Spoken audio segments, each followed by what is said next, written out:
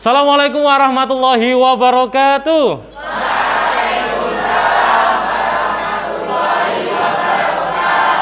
Semangat pagi. Semangat pagi. Mari berliterasi, meraih mimpi. Oke, tepuk tangan untuk kalian semua. Jadi kita harus tetap selalu semangat ya. Pokoknya kalau Pak Kowi yang masuk harus yang semangat. Nggak boleh loyo, nggak boleh klewer-klewer, apalagi mager, malas gerak, nggak boleh ya. Harus semangat, oke? Nah, kali ini kita pelajarannya kalau saya yang masuk berarti pelajaran apa? Bahasa Indonesia. Yuk kita cek semangat bahasanya. Bahasa Indonesia. Ini bahasaku, jati diriku, bahasa pemersatu. Jaya, tepuk tangan, yuk. Hari ini yang nggak masuk siapa? Masuk semua ya, lengkap ya. Oke, kalau begitu bisa kita mulai pelajarannya, tapi sebelumnya silakan dipimpin berdoa dulu, Rizky. Yuk. Sebelum kita memulai pembelajaran hari ini, marilah kita berdoa terlebih dahulu. Berdoa mulai. Oke ya, sesuai yang ada di monitor kalian lihat ya, kita di sini masih meneruskan materi kita tentang teks pidato persuasi. Apa itu persuasi, masih ingat ya? Apa persuasi? Mengajak. Jadi pidatonya harus ada kalimat yang memiliki unsur ajakan ya. Sebelumnya kita sudah belajar banyak ya. Yang pertama belajar apa? Pengertian, kemudian struktur teks pidato, kemudian kaidah kebahasaan, teknik pidato ya, kemudian cara menulis dan cara menyampaikan. Nah, sekarang kita masuk di kegiatan pembelajaran cara menyampaikan pidato secara lisan. Kemarin sudah cara tulis, sekarang lisan. Jadi langsung berbicara atau berpidato. Tapi kita akan menerapkan salah satu teknik. Tekniknya menyampaikan kemarin ada berapa?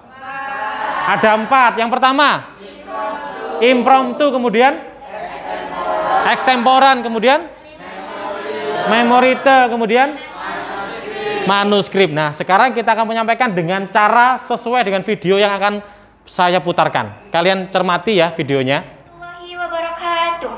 Yang terhormat Kepala Sekolah, Bapak Ibu Guru, serta para orang tua murid dan kawannya.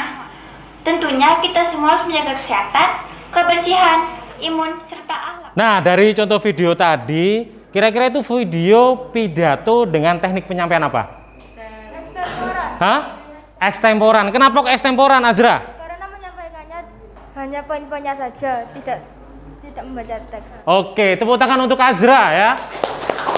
Nah, hari ini berhubungan dengan itu, yaitu berpidato secara extemporan. Sesuai dengan tujuan pembelajarannya nanti, setelah kegiatan pembelajaran ini dengan teknik mind mapping atau peta konsep, dan juga model pembelajaran problem based learning, kalian bisa menyampaikan pidato secara lisan dengan baik, tentunya dengan teknik extemporan. Oke, langsung aja kita mulai ya. Jadi sesuai dengan pembelajaran, kalian membentuk kelompok sesuai kelompok yang sudah Bapak bagikan di grup WhatsApp ya, biar lebih cepat. Jadi langsung silakan bertemu dengan kelompok yang sudah Bapak bagikan. Mulai dari sekarang, yuk, cepat. Langsung ya, kelompok yang A, B, C, D, E, F, G. Sesuai dengan urutannya di depan ya, yuk. Oke, sekarang kita bagi LKPD-nya ya. Tolong dibantu membagikan ya, Cindy, ke teman-teman yang lain. Ini tolong dibagikan. Satu kelompok berarti sesuai dengan jumlahnya, berarti ada yang 4, ada yang 3 ya. Oke. Yang sana. Dicermati dulu yang sudah menerima LKPD dan juga kartu mind mapping, nanti Bapak jelaskan ya. Sekarang kalian coba amati ya di LKPD itu, dan juga ada mind mapping yang kalian terima atau peta konsepnya ya. Jadi kegiatan kita hari ini pidato dengan teknik extemporan ya. Nah, dilihat di situ ya, nanti kalian saya beri waktu 10 menit untuk menggali informasi sesuai dengan tema yang didapat. Habis itu kalian catat pokok-pokok poinnya pada peta konsep yang sudah kalian terima dan juga tabel tentang isi yang harus kalian sampaikan nanti, ya. Nah, kalian lihat lampiran kedua di situ, ya. Itu tertulis penilaian. Jadi kalian menilai teman kalian yang berpidato. Nanti tekniknya semua berpidato secara serempak dalam kelompoknya masing-masing. Ya, kelompok nanti berpidato mulai dengan urutan absen terkecil. Ingat ya. Nanti berpidato dengan berdiri, yang tidak berpidato dalam kelompoknya mencatat nilai atau mengamati ya, menilai. Semua kelompok juga demikian. Ya, dalam kelompok kan ada 4 orang ya. Jadi per orangnya nanti maksimal pidatonya 5 menit ya. Minimal terserah, yang penting semua strukturnya sudah tersampaikan ya. Kalau sudah selesai, silakan LKPD-nya dan pengamatan penilaiannya dikumpulkan ke saya. Kenapa Pak? Kok harus ada gitu Pak? Biar kalian melakukan 2 hal dalam pembelajaran, yaitu literasi dan numerasi. Literasi saat kalian menggali informasi dalam media sosial tentang tema kalian yang akan kalian sampaikan tentang materi-materinya. Yang kedua, numerasi, yaitu ketika kalian mengamati dan menilai penampilan teman, kemudian melakukan penotalan nilai dan mengonversinya. Paham ya? Oke, sekarang saya beri waktu untuk mengamati dan menggali informasi 10 menit dari sekarang.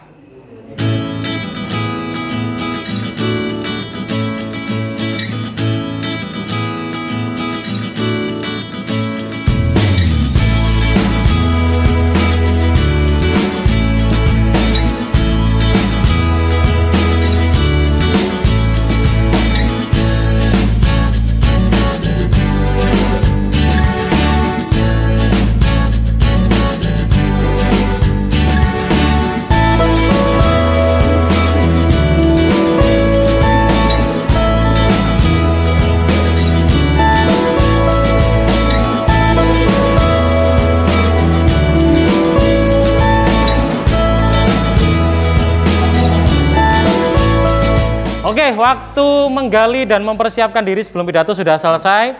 Sekarang saatnya berpidato. Jangan lupa nanti langsung bergilir, yang sudah selesai langsung duduk. Kemudian dilanjut yang gilirannya. Dan yang tidak berpidato mengamati pidato teman dan menilainya melalui metode checklist centang-centang saja. Oke? Yuk, pidato dimulai dari sekarang.